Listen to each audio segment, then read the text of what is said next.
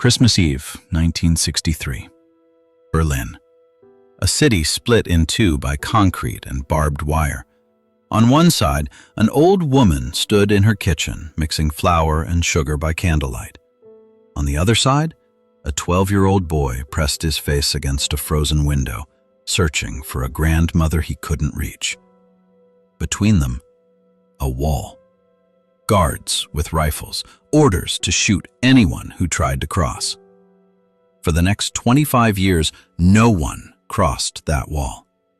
Except love. Every Christmas Eve, 2 packages appeared in the snow. No note, no name, no explanation. Just cookies, crossing the world's most heavily guarded border. Neither grandmother nor child ever knew how it happened. They only knew this. Every Christmas, someone made sure they weren't forgotten. What they didn't know, what history never recorded, was that there was another side to the miracle.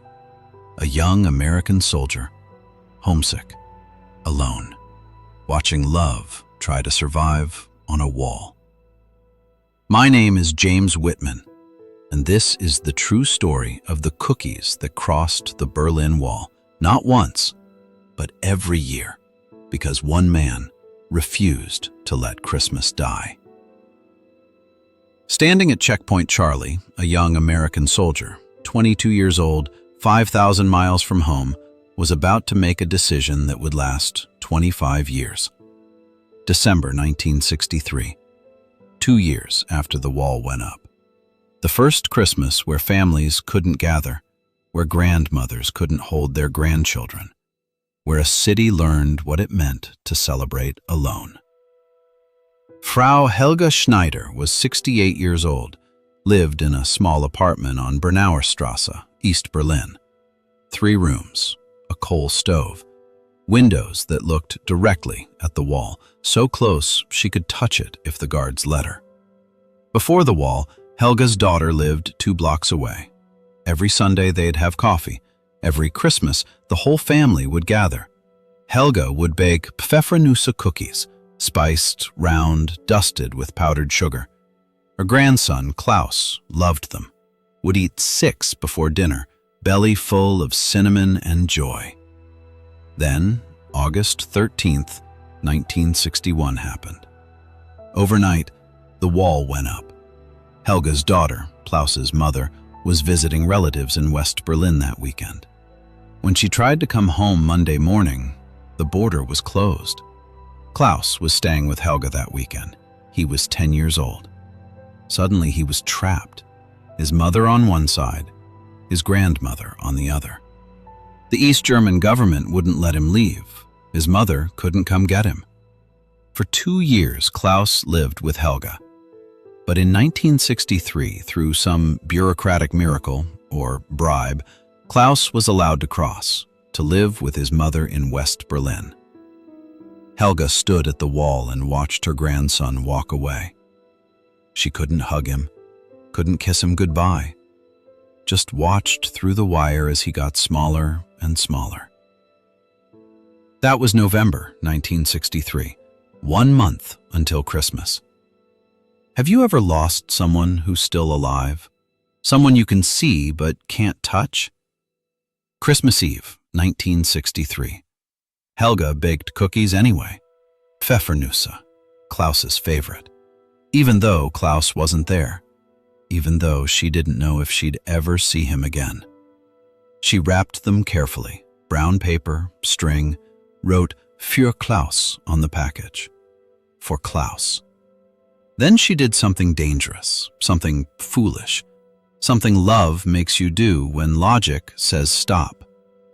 She walked to the wall, to a spot where the guards couldn't see clearly, a shadow between 2 streetlights, and she left the package there, against the concrete, in the snow. Maybe, she whispered to herself, maybe somehow. On the other side, in West Berlin, Klaus did the same thing. His mother had helped him bake cookies, not as good as Oma's, but he tried. He wrapped them, wrote "Für Oma Helga" on the package, and he brought them to the wall, the exact spot where he'd said goodbye a month earlier. He left the package there, in the snow, in the hope. "Maybe she'll find it," he told his mother. "Maybe someone will give it to her."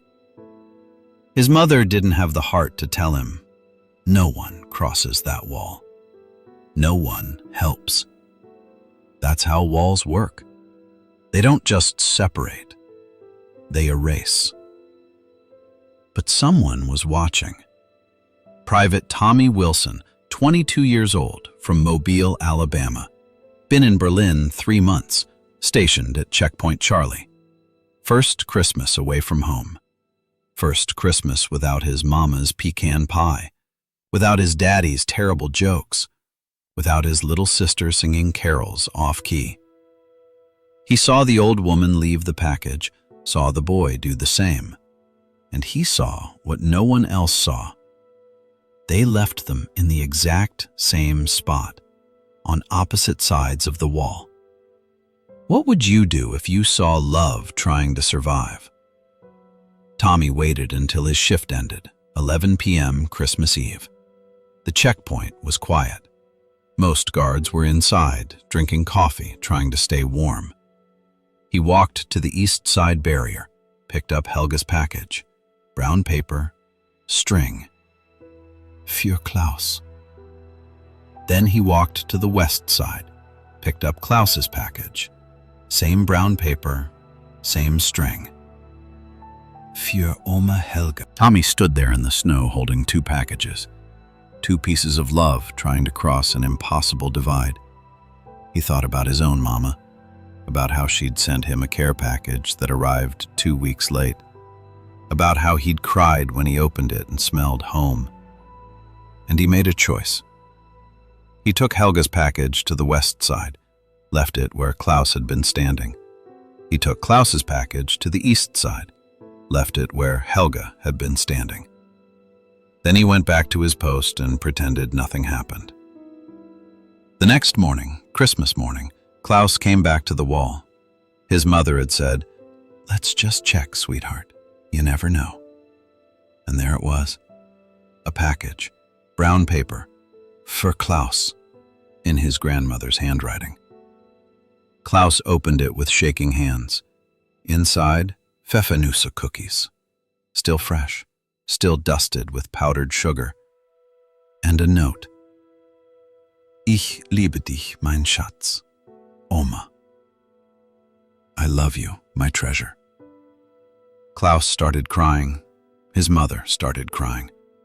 They stood at the wall and ate cookies and cried and laughed and couldn't understand how it was possible. On the other side, Helga found Klaus's package, opened it. Inside, cookies, a little burned but made with love, and a note. "Ich vermisse dich, Oma. Klaus." I miss you, Grandma. Helga sat on her kitchen floor and wept. For the first time since the wall went up, she felt hope. Neither of them knew how it happened. Both thought, maybe there are still good people. Maybe walls can't stop everything. Maybe love finds a way. And Tommy, back at his post, didn't tell anyone. He just smiled. Because for the first time since leaving Alabama, he felt like Christmas. But here's what Tommy didn't know. This wasn't going to be a one-time thing. Christmas Eve, 1964, Helga baked cookies again, left them at the wall. Klaus did the same. Tommy switched them again. Same thing, same thing, same thing. Year after year, for 25 years. Every Christmas Eve, 2 packages appeared at the wall. Every Christmas morning, they were switched. Tommy served in Berlin for 3 years. Then he was transferred. But before he left, he told another soldier, a friend, "There's something you need to do. I can't explain why. Just trust me." That soldier did it for 2 years, then told another soldier, who told another. For 25 years, American soldiers at Checkpoint Charlie kept the secret, kept the tradition, kept the cookies moving. Helga never knew how it happened. Klaus never knew who helped. They just knew every Christmas, somehow, their love crossed the wall. As Klaus grew up, from 12 to 37, the cookies changed. Sometimes he'd include a drawing, a photo, a letter, never mailed, just left at the wall. Helga would do the same. They watched each other grow older through packages left in the snow. Klaus got married, had children. On Christmas 1978, he left a package with a photo. Oma, meet your great-grandson, Thomas, named after someone good. Helga held that photo and cried for an hour. A great-grandson she'd never hold, a family growing on the other side of concrete. But she baked extra cookies that year, for Thomas, for hope. Years passed, the wall stood, the packages kept moving, until November 9th, 1989. The Berlin Wall fell. Not slowly, not planned, just suddenly. People were climbing it, breaking it, crossing it, crying and laughing and holding people they hadn't touched in 28 years. Klaus, now 37, a father, an architect, stood at the wall with his son Thomas, now 11. They'd come every Christmas for years to leave cookies. This year, they could walk across. "Let's find Oma," Klaus said. "Let's bring her home." They walked through the rubble, through the crowds, to Bernauer Strasse, to the apartment Klaus remembered from when he was 10. They knocked on the door. Helga opened it. 93 years old, bent, fragile, but her eyes were sharp. And when she saw Klaus, saw the face she'd watched grow up through photographs and hope, she didn't speak. She just opened her arms. Klaus fell into them, sobbed. His son Thomas watched his father cry like a child, watched his great-grandmother hold him like he was still 10. "I got your cookies, Oma," Klaus finally said.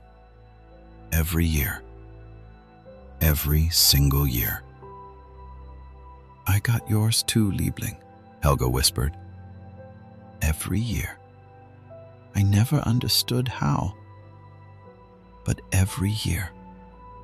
They sat in Helga's kitchen, ate cookies, looked at photos. Klaus said, "Oma, someone helped us. For 25 years, someone moved our packages. I never knew who." Helga looked at him. "An angel," she said. "It must have been an angel." "Maybe," Klaus said. "But I wish I could thank them." And 5,000 miles away, in Mobile, Alabama, Tommy Wilson, now 67, retired, grandfather himself, sat in his living room and watched the Berlin Wall fall on television. He watched people reunite, watched families cross, watched 28 years of separation end, and he cried because he'd been part of it. For 3 years, he'd moved those cookies. He'd kept that love alive. But he never told anyone. Not his wife, not his children. It was just something he'd done. Because it was Christmas. Because he was lonely.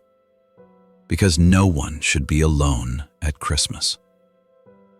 What would it feel like to help someone for 25 years and never tell them? 25 years after the wall fell. Klaus was 62, a grandfather. Helga had died in 2003 at 103 years old. She'd spent her last 14 Christmases with Klaus and his family. Every year she baked Pfeffernisse. Every year she'd say, "I wish I could thank the angel who brought us together." Klaus never stopped wondering, who moved the cookies? How did it happen? Was it really an angel? In 2014, a German filmmaker was making a documentary about the Berlin Wall. Stories from ordinary people. She interviewed Klaus. He told her about the cookies, about the 25 years, about never knowing who helped. The filmmaker was moved. She posted the story online. Does anyone know who helped Klaus and Helga? We're searching for the Christmas angels of Checkpoint Charlie. The post went viral. 4 million shares in 3 days. News outlets picked it up. The mystery of the Berlin Wall cookies. And then an email arrived from Mobile, Alabama. My father was stationed at Checkpoint Charlie in 1964 to 1966. He just told me something. He might be one of your angels. The filmmaker called. Tommy Wilson answered. 73 years old, voice shaking. I didn't do it alone, Tommy said. There were others. We passed it on for 25 years. Different soldiers, same mission. We called it Operation Pfeffernusse. Wasn't official, just something we did. Why? The filmmaker asked. Tommy's voice broke. Because I was 22 and homesick, and I saw love trying to survive. And I thought, if I can't go home for Christmas, at least I can help someone else feel home. The filmmaker arranged a call. Klaus, Tommy, on Skype. 2 men who'd never met. One who gave, one who received, neither knowing about the other for 50 years. Klaus saw Tommy's face on the screen, saw an old man with kind eyes, saw someone who looked like anybody's grandfather. You did this? Klaus asked. I started it, Tommy said. Others finished it. Klaus couldn't speak, just put his hand on the screen, like he was trying to touch Tommy through the glass. Thank you, Klaus finally whispered. You gave me my grandmother. You gave me 25 Christmases. You gave me hope. Tommy cried. I just moved cookies, son. You and your Oma did the hard part. You kept loving. No, Klaus said. You kept us loving. There's a difference. The filmmaker posted the video of their call. After 50 years, the Cookie Angels revealed. 127 million views in 2 weeks. The comments section exploded. Thousands of people sharing their own stories, their own secret helps, their own anonymous kindnesses. I used to leave money in library books for struggling students. Never told anyone. I anonymously paid my neighbor's medical bills for 3 years. They still don't know. I drove an elderly woman to see her sister every Sunday for a decade. She thought I was going that way anyway. The movement grew. Hashtag Be a Cookie Angel. People committed to one secret act of kindness, one anonymous help, just because. Tommy was interviewed by CNN, BBC, German television. He became a symbol. The grandfather who moved love. In 2015, Tommy traveled to Berlin. Klaus met him at the wall, what's left of it. Fragments, memorials, tourists taking photos. They stood where the packages used to be left, where love used to wait in the snow. Klaus handed Tommy a package. Brown paper, string. What's this? Tommy asked. Open it. Inside, Pfeffernusse cookies, made by Klaus, using Helga's recipe. And a note. For the angel who proved walls can't stop love. Thank you for 25 years. Thank you for teaching us that one person can change everything. Tommy held the cookies and cried, because 50 years ago, he'd moved a package in the snow, and it had become this. Tommy Wilson died in 2019. He was 78. At his funeral, Klaus spoke, flew from Berlin to Alabama, brought his children, his grandchildren. "This man," Klaus said, "taught me that love is stronger than walls. That one person doing one small thing can change the world." In 2024, there's a memorial at Checkpoint Charlie. A bronze plaque, a grandmother, a grandson, a soldier. 3 figures passing a package. Inscription: Liebe findet immer einen Weg. Love always finds a way. Every Christmas, people leave cookies there. Hundreds of packages. In memory, in hope. So let me ask you, what wall are you seeing?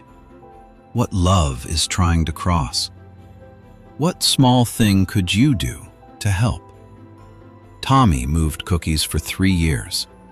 That choice rippled for 50. You don't need to be a hero. You just need to see someone trying and help. Quietly, anonymously. Maybe someone's already helping you. Maybe you'll never know who. Or maybe you're the one who's supposed to help. And you're reading this right now for a reason. Share your story below.